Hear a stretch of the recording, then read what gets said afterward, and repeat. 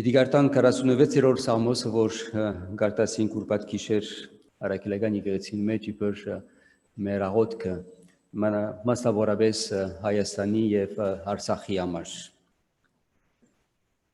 Աստված մեր ապավեն ու զորությունն է, նեղություններու մեջ միշտ պատրաստ է օգնելու, անոր պիտի չվախնանք, թեև երկիրը փոխվի, ու լեռները ձողուն մեջտեղը ձգվին, թեև անոր ջուրերը կորան ու բեղդորին, լեռները թողան անոր ուրենալովը։ Գետին վտակները պիտի ուրախացնեն Աստծո քաղաքը, բարձրելույն սուրբ բնակարանները, Աստված անոր մեջ է, անիկա պիտի չսասանի, Աստված անոր պիտի օգնե արդունգանուխ, հեթանոսները գխրովին, թագավորությունները գշարժին, բարձյալը իր ցայնը գուդա, երկիր գհալի, զորած դերը մեզի հետ է, Հակոբին Աստվածը մեր ապավենն է։ Եկեք ու տեսեք Տերոջը գործերը, որ ավերումներ ըրավ երկրի մեջ, պատերազմները կդադարեցնե մինչև երկրի ծայրը,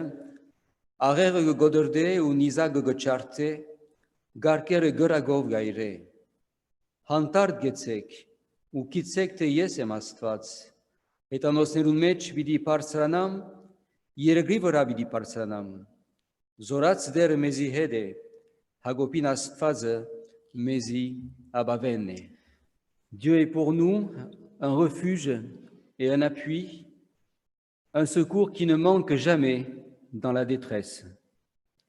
C'est pourquoi nous sommes sans crainte quand la terre est bouleversée et que les montagnes chancellent au cœur des mers, quand les flots de la mer mugissent, écument, se soulèvent jusqu'à faire trembler les montagnes. Il est un fleuve dont les courants réjouissent la cité de Dieu, le sanctuaire des demeures du Très-Haut. Dieu est au milieu d'elle, elle n'est point ébranlée. Dieu la secourt dès l'aube du matin. Des nations s'agitent, des royaumes s'ébranlent, il fait entendre sa voix. La terre se fond d'épouvante. L'Éternel des armées est avec nous, le Dieu de Jacob est pour nous une haute retraite. Venez, contemplez les œuvres de l'Éternel, les ravages qu'il a opérés sur la terre. C'est lui qui a fait cesser les combats jusqu'au bout de la terre.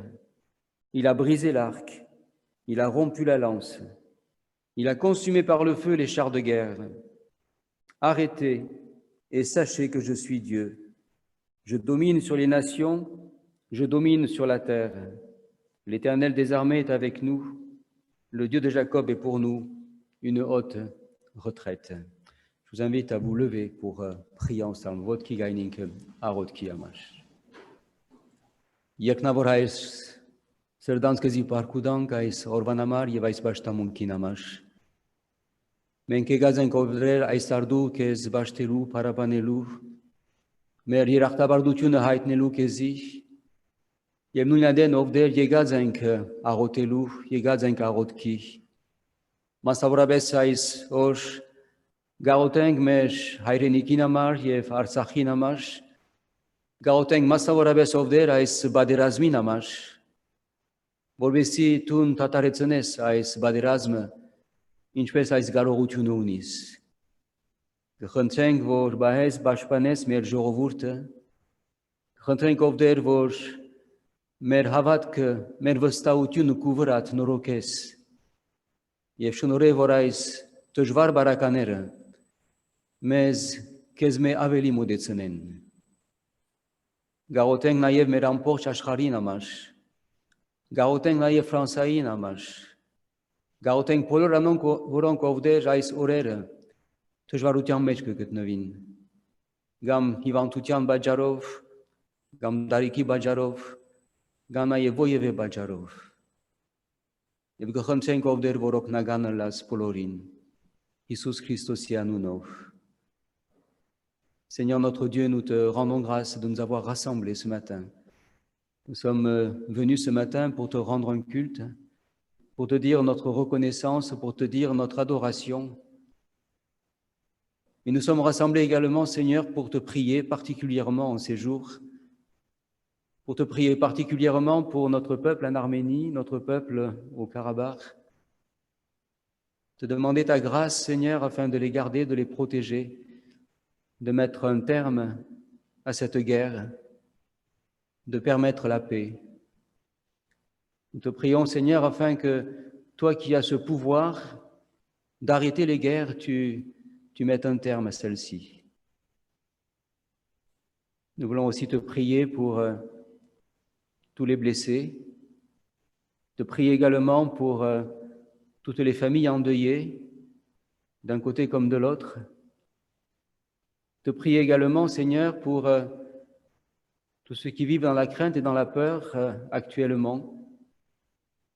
Te demandons ta grâce pour chacun d'entre eux, que tu sois celui qui les assiste, celui qui est auprès d'eux dans ces temps difficiles. Et que ces moments-là soient aussi des moments pour chacun d'entre nous et pour ceux qui les vivent aussi de se rapprocher de toi. Ce matin, nous pensons également à tous ceux qui souffrent de la maladie dans le monde, à tous ceux qui vivent dans la peur et dans la crainte de la maladie, te demandant aussi ta paix pour chacun d'entre eux, ta guérison, ton soutien. Te prions pour nos personnes âgées. Nous te prions également, Seigneur, pour toutes celles et tous ceux qui ont été ces jours-ci victimes aussi des événements climatiques, particulièrement dans le sud de la France. Nous voulons te remettre toutes ces personnes. Nous voulons te remettre aussi des familles endeuillées dans ces régions et ceux qui ont tout perdu.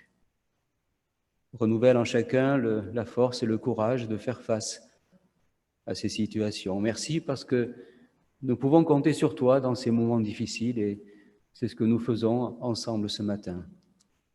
Te remettons aussi ce temps de culte afin que, à travers ce temps de culte, nous puissions être interpellés par ta parole, renouvelés dans notre foi, que nous puissions nous réjouir aussi de te connaître et de pouvoir nous appuyer sur toi. Bénis ce temps maintenant, dans le nom de Jésus. Amen. Nous allons poursuivre notre culte par un temps de louange et d'adoration.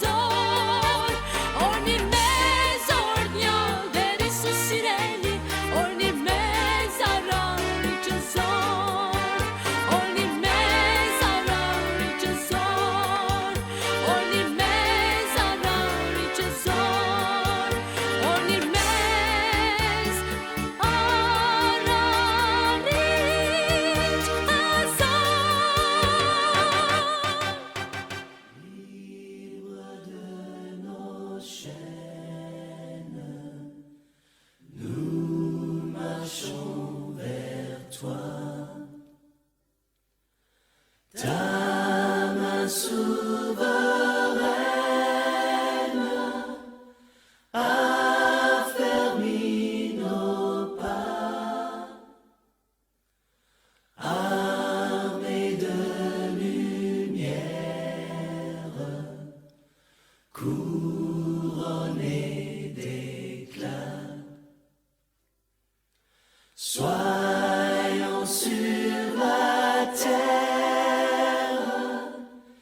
messagers de joie.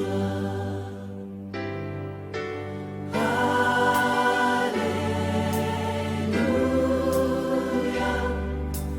que ton règne vienne. Maranatha,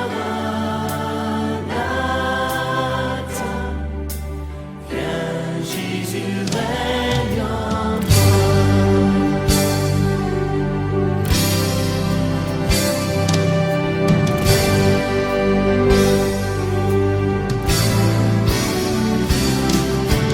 proclamons sa grâce au creux de la nuit. Recherchons sa face au cœur de sa vie. Célébrons sa gloire, bannissons la peur, chantons sa victoire. Jésus est vainqueur. Alléluia, que ton règne vienne. Maranatha,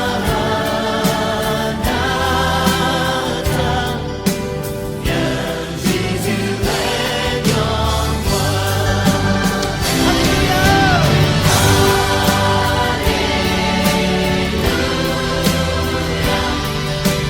que ton règne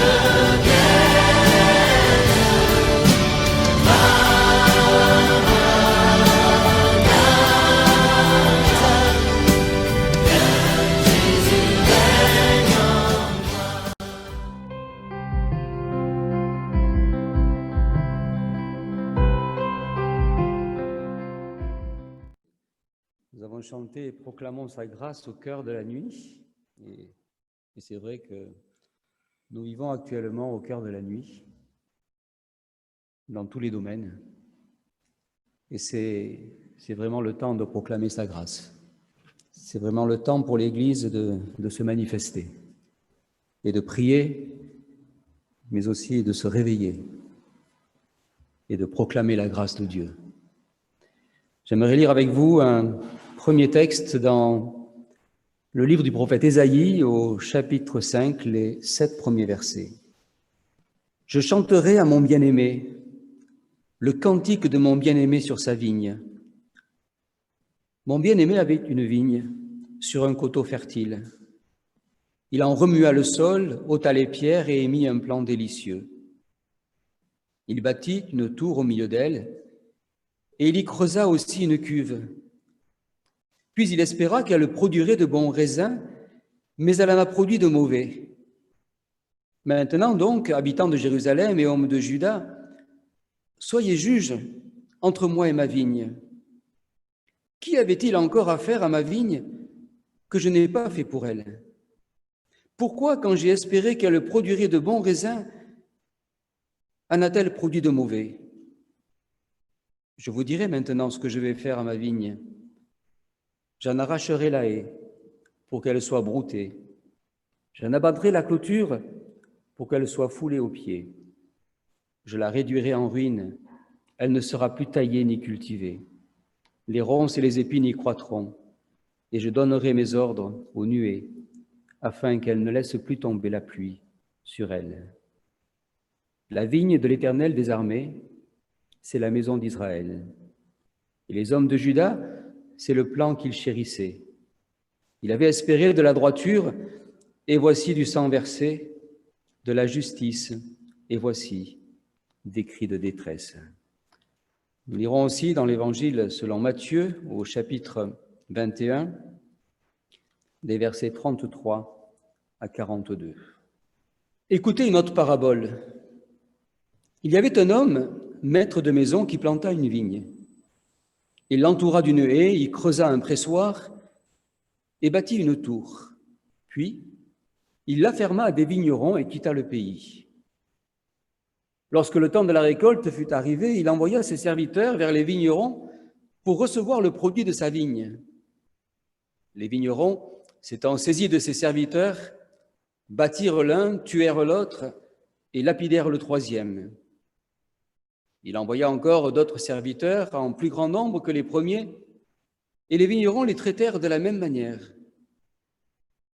Enfin, il envoya vers eux son fils en disant « Ils auront du respect pour mon fils. » Mais quand les vignerons virent le fils, ils dirent entre eux « Voici l'héritier, venez, tuons-le et emparons-nous de l'héritage. » Et ils se saisirent de lui, le jetèrent hors de la vigne et le tuèrent.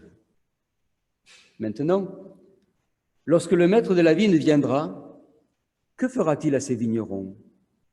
Ils lui répondirent, il fera périr misérablement ces misérables. Et il affermira la vigne à d'autres vignerons qui lui donneront le produit au temps de la récolte. Jésus leur dit, n'avez-vous jamais lu dans les Écritures, la pierre qu'ont rejetée ceux qui bâtissaient est devenue la principale de l'angle. C'est du Seigneur que cela est venu. C'est un prodige à nos yeux. Et un dernier texte dans la première épître de Jean, au chapitre 2, versets 14 à 17. Je vous ai écrit, Père, parce que vous avez connu celui qui est dès le commencement. Je vous ai écrit, jeunes gens, parce que vous êtes forts et que la parole de Dieu demeure en vous et que vous avez vaincu le malin. N'aimez point le monde, ni les choses qui sont dans le monde. Si quelqu'un aime le monde, l'amour du Père n'est point en lui, car tout ce qui est dans le monde, la convoitise de la chair, la convoitise des yeux et l'orgueil de la vie, ne vient point du Père, mais vient du monde. Et le monde passe, et sa convoitise aussi. Mais celui qui fait la volonté de Dieu demeure éternellement. Mon bien-aimé avait une vigne. La vigne du Seigneur, c'est la maison d'Israël. Il serait facile pour nous, à la lecture de ce texte du prophète Ésaïe, de tourner rapidement la page et de dire finalement cela ne nous concerne pas, cela concerne la maison d'Israël. Sauf que la parabole des vignerons que Jésus raconte en Matthieu nous rappelle qu'en Jésus, nous sommes devenus ces autres vignerons à qui la vigne a été confiée. Sauf que les épîtres du Nouveau Testament nous montrent avec force que nous sommes devenus en Jésus le nouveau peuple de Dieu. Nous sommes en Église le peuple de Dieu. Nous sommes à la fois vignerons et vignes du Seigneur.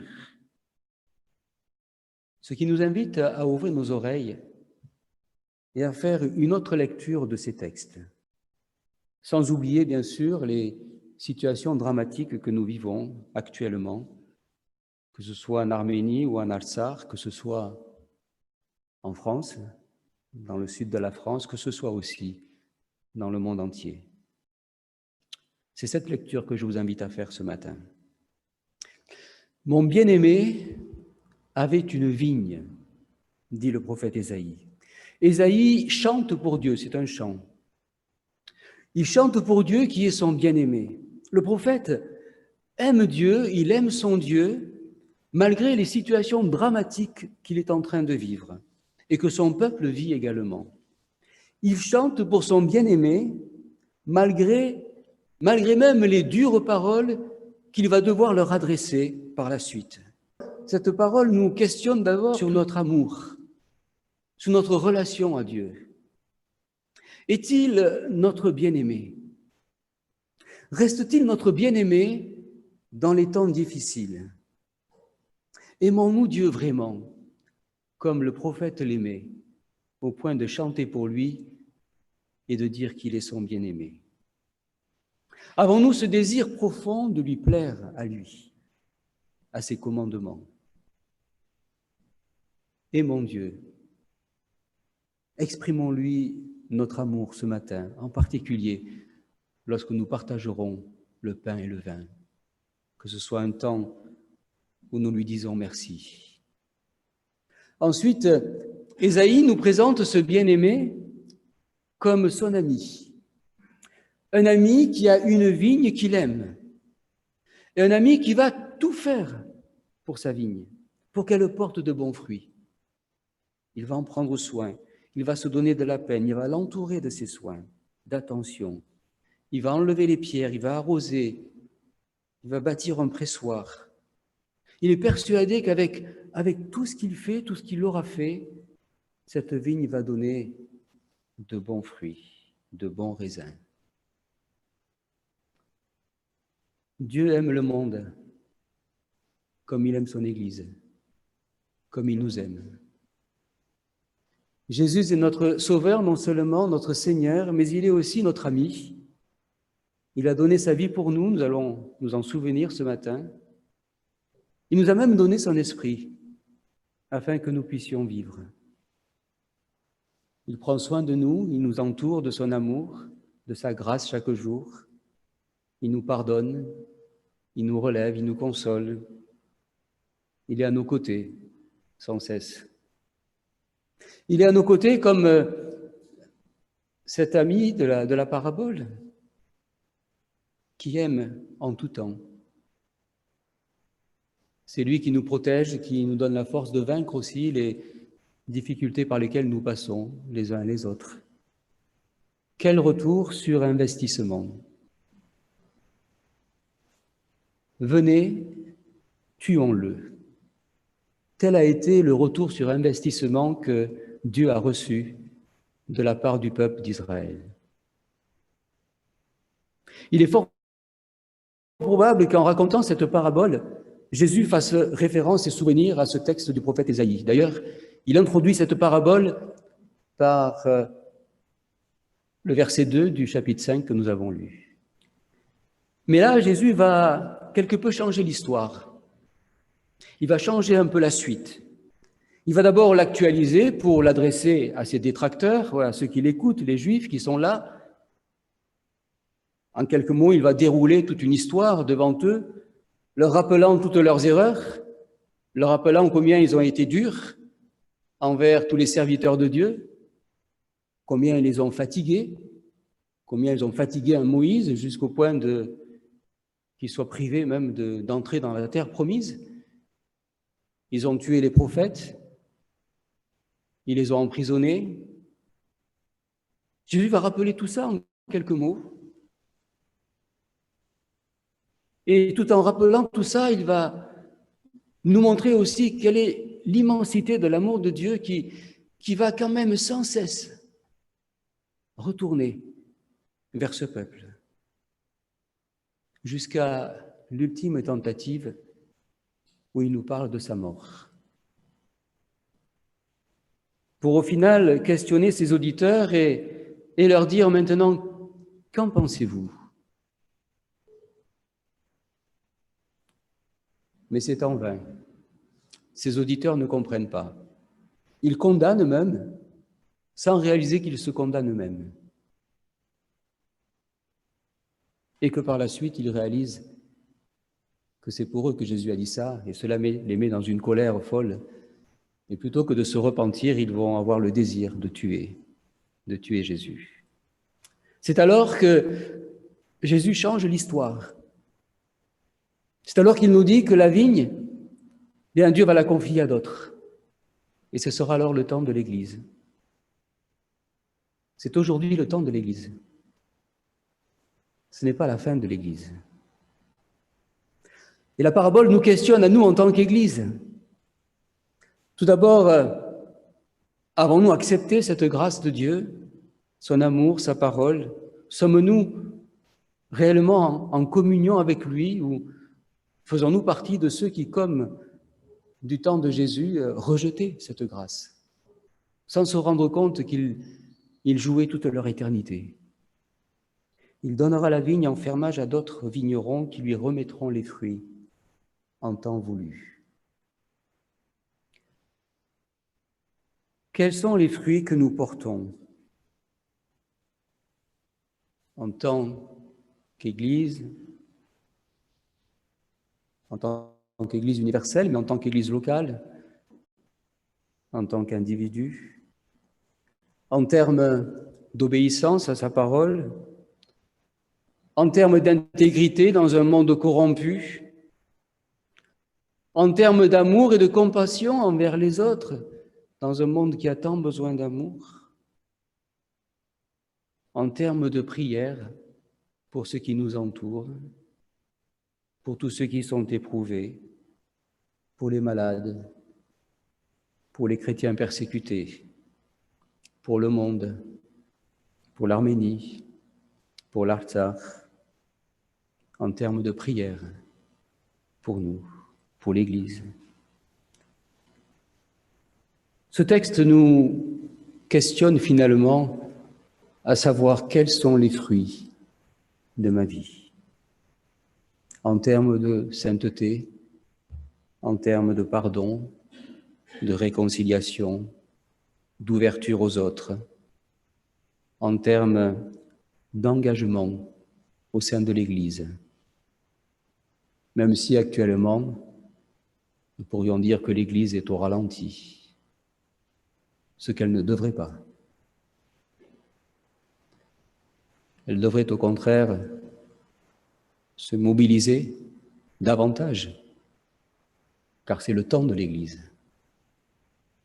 Se mobiliser davantage, certainement, dans la prière, dans le souci porté les uns aux autres, dans le témoignage, dans une parole aussi, à donner à ce monde qui est totalement perdu, totalement perturbé ces temps-ci.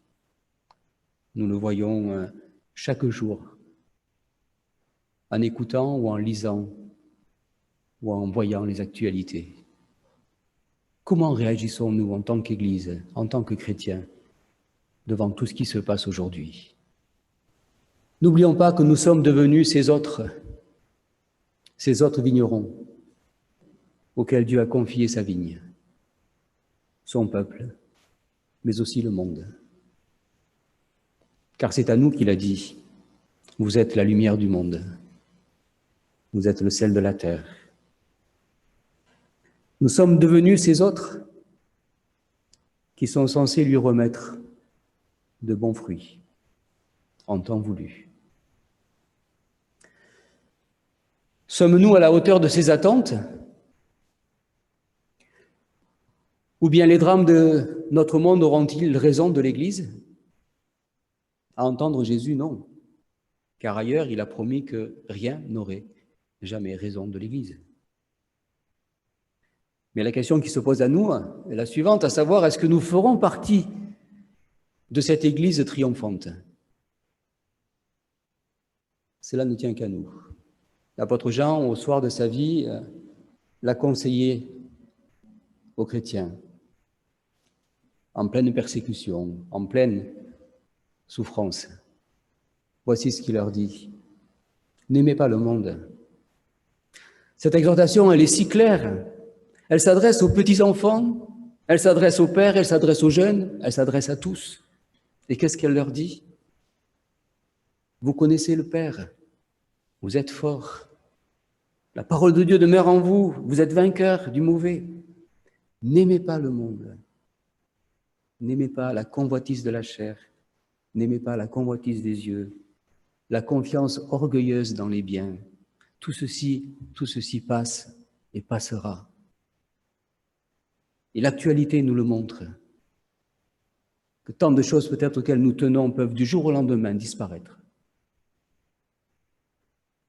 Comme ces maisons qui ont disparu en France, dans le sud de la France, dans notre pays. en quelques minutes. Il me semble que l'actualité devrait nous parler. Au-delà de nous inciter à la prière, bien sûr, pour ceux qui en sont victimes, mais elle devrait aussi nous parler. Tout ceci passera, dit l'apôtre Jean, mais celui qui fait la volonté de Dieu demeure à jamais. Reste à savoir si nous voulons demeurer ou pas. Mon bien-aimé avait une vigne. Le Seigneur est-il notre bien-aimé? Sommes-nous de sa vigne ou dans sa vigne? Et sommes-nous de bons vignerons? Portons-nous les fruits qui sont dignes du royaume de Dieu, dignes de notre Seigneur? C'est le temps de l'Église. C'est le temps où l'Église doit montrer quelle est la différence et quel est le message d'espérance qu'elle a apporté.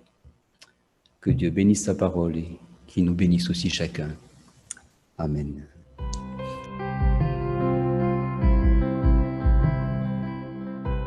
Lisharunagenk Airenov.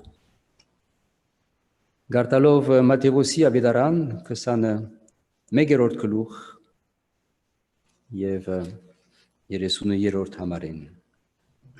Ուրիշ արագ մնալ լսեցեք, դանդեր մգար, որ այքիմը դնգեց ու ծանգով բադեց զանիգա և անոր մեջ հնցան փորեց և աշտարակ չինեց և զանիգա մշակներու հանցնեց ու ինք օդար երգիր մկնաց։ Երբ բդուղի ժամանակը մոտեցավ, իր զարաները մշակներուն խրգեց, որբեսի անոր բդուղներեն առնեն։ Մշակները անոր զարաները բռնեցին, մեկը ձեծեցին, մյուսը սպանեցին, ուրիշը կարգործեցին, նորեն զարաներ խորգեց առաջիններեն շատ և անոնցալ նույն վեսրին։ Վերջը իր որդին խորգեց անոնց, ասելով թե ևս ամչնամ իմ որդի ես։ Բայց մշակները, երբ դեսան որդին,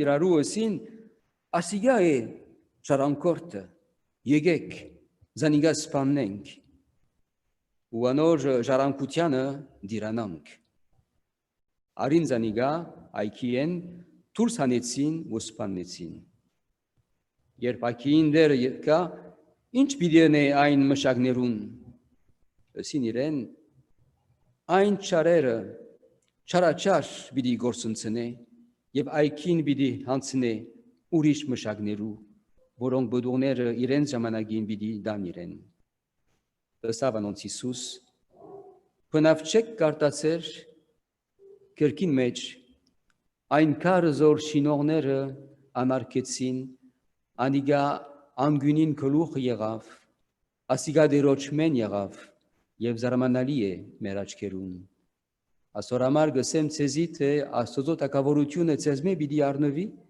ու այնպիսի ասկիմը պիտի դրվի, որ անոր բդուղ բերե։ Այքին պիտի հանցնե ուրիշ մշակներուն։ Հիսուս այս արագը բատմեց, ցույց տալով անշուշտ հրյաներուն սխալները, անհնազանդությունները տարերուն ընթացքին։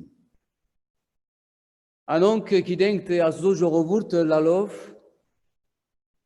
միշտ հակառակ գեցան Աստծո, հոգնեցին Աստծո դարաները, մինչև Մովսեսն ալ հոգնեցին, կարգոծեցին մարգարեները, սպանեցին մարգարեները, մինչև որ սպանեն Աստծո որդին Հիսուսը։ Ու Աստված այքին ուրիշի անցնեց մեզի հավատացյալներուն։ Ուստի այս արագը պետք է որոշենք, թե գիտնանք, թե մեզի ուղղված է։ Այս արագը մեզ իբր եկեղեցի, իբր Աստծո նոր ժողովուրդ, մեր բարդականություններուն դիված կտնե մեզի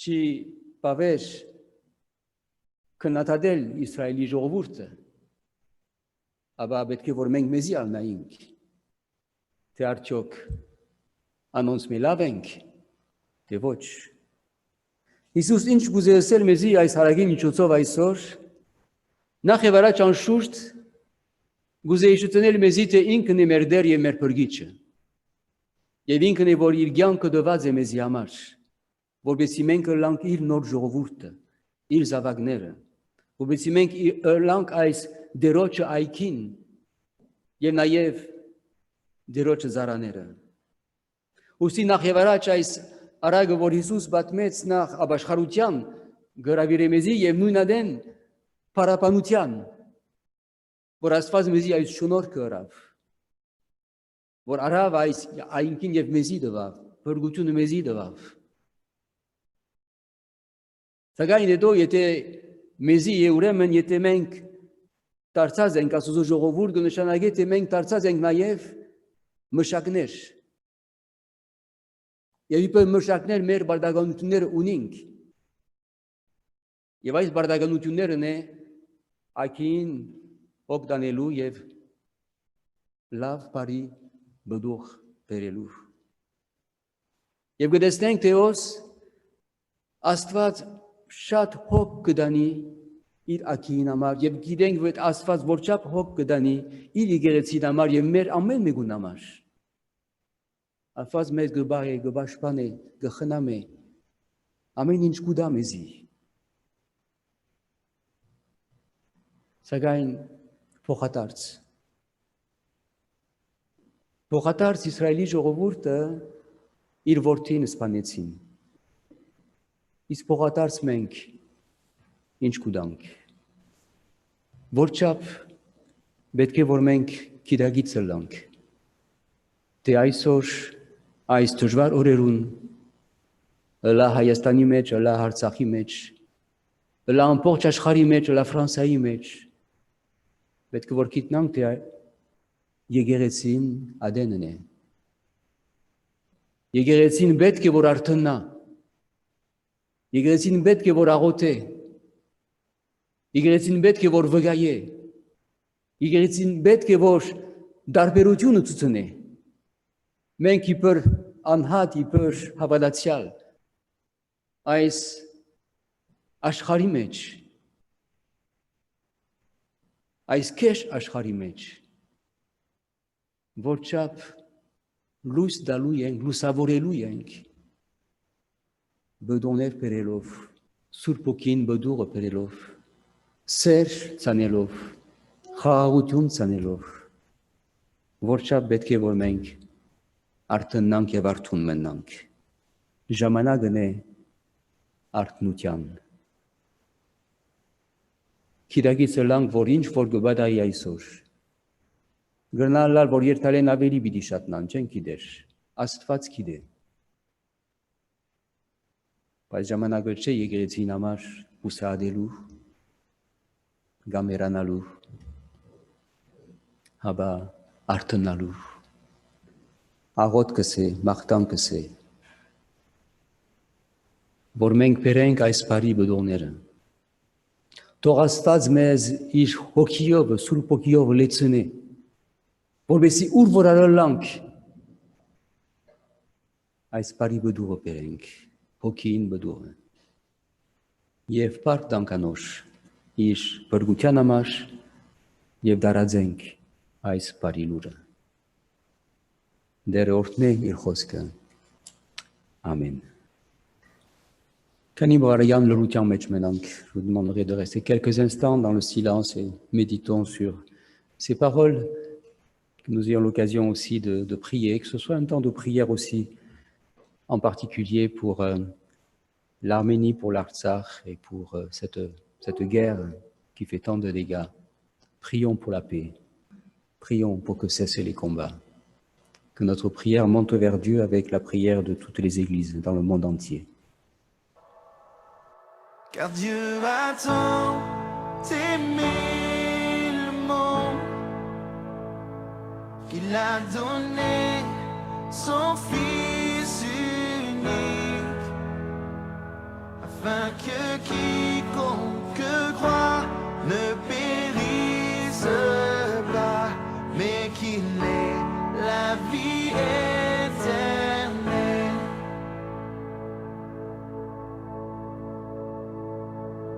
Je regarde à la croix, je regarde à Jésus seul, car son amour m'a restauré, son amour m'a libéré,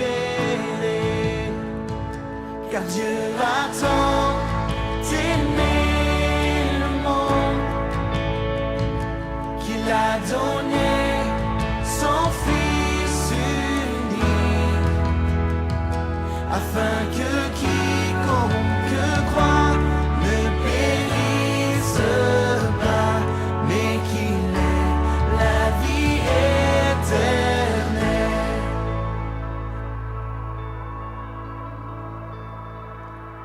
Ma confiance est en son nom, ma confiance est en sa parole, car par sa grâce il m'a franchi, par sa grâce il me remplit, car Dieu a tant aimé le monde qu'il a donné son Fils unique, afin que quiconque croit ne périsse pas, mais qu'il ait la vie éternelle.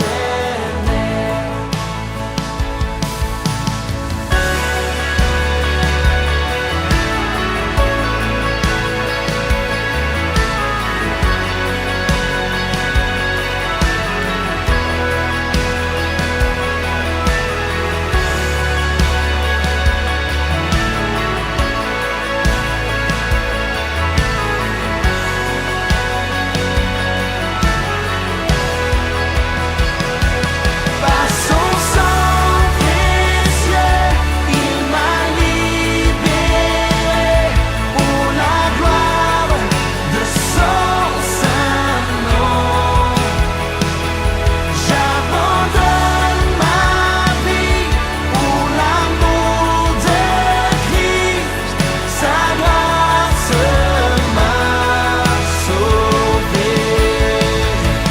Par son sang précieux, il m'a libéré pour la gloire de son saint nom. J'abandonne ma vie pour l'amour de Christ, sa grâce m'a sauvé. Car Dieu a tant aimé le monde qu'il a donné son Fils unique, afin que quiconque croit ne périsse pas, mais qu'il ait la vie éternelle. Oh oui, qu'il ait la vie éternelle. Je vous invite à vous lever pour prier ensemble votre Kigainikan, à Rotkiamash. Շնորհակալ ենք ով Տեր քու հրաշալի սիրույթ համար։ Շնորհակալ ենք որ քու կյանքը դվիր մեզի համար, որբեսի բրգվենք, որբեսի քու ժողովուրդը դառնանք։ Շնորհակալ ով Տեր որ չմոռնանք մեր բարդականությունները իբր քու ժողովուրդդ։ Մեզ քու հոգիով եք լեցուր ով Տեր, որբեսի բարի բդոներ բերենք։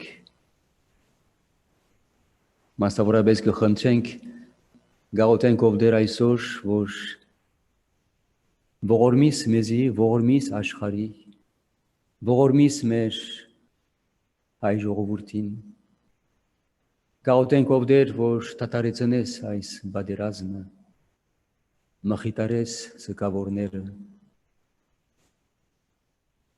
օգնական ըլլաս վիրավորներուն,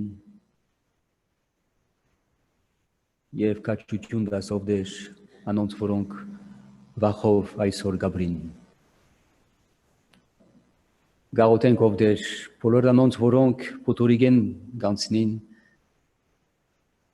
որովհետեւ այս բոլոր փոթորիկներուն մեջ քու սերը հայտնես, քու ներկայությունը հայտնես, Jésus Christos anunov. Seigneur notre Dieu, nous te rendons grâce pour ton amour infini. Oui Seigneur, nous t'aimons. Comme Ésaïe t'aimait malgré tout ce qu'il pouvait y avoir de difficile autour de lui. Nous t'aimons parce que tu es notre Dieu, notre Seigneur, notre Sauveur, parce que tu nous as aimés le premier, tu as donné ta vie pour nous. Et Seigneur, notre prière ce matin aussi, c'est que tu nous aides à ne pas oublier nos responsabilités en tant que ton peuple, ce nouveau peuple de l'Alliance, ce nouveau peuple de Dieu que tu as fait avec nous. Accorde-nous la grâce. Accorde la grâce à ton Église dans le monde aussi de briller en ces temps de ténèbres. Et que partout où règne le trouble, la peur, la crainte, nous soyons ces lumières, ces porteurs d'amour, ces porteurs de paix, ces porteurs d'espérance. Te prions pour que tu mettes un terme à la guerre au Karabakh. Nous te prions aussi que tu mettes un terme aussi à cette pandémie. Comme nous te prions aussi pour que tu mettes un terme à tous ces événements climatiques qui font tant de mal et tant de dégâts dans le monde entier. Seigneur, que ton Église se réveille et que les peuples aussi se réveillent et se tournent vers toi et comprennent ce que tu es en train de faire, ce que tu es en train de dire. En Jésus-Christ. Amen.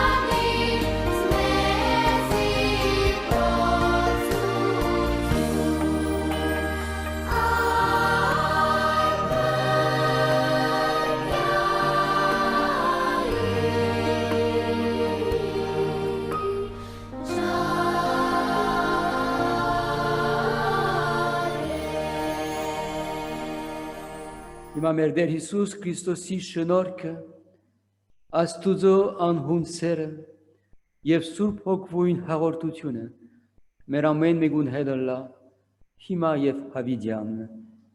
Que la grâce de notre Seigneur Jésus-Christ, l'amour infini de Dieu notre Père et la communion de l'Esprit Saint soient avec chacun d'entre nous. Allez dans la paix du Seigneur. Amen.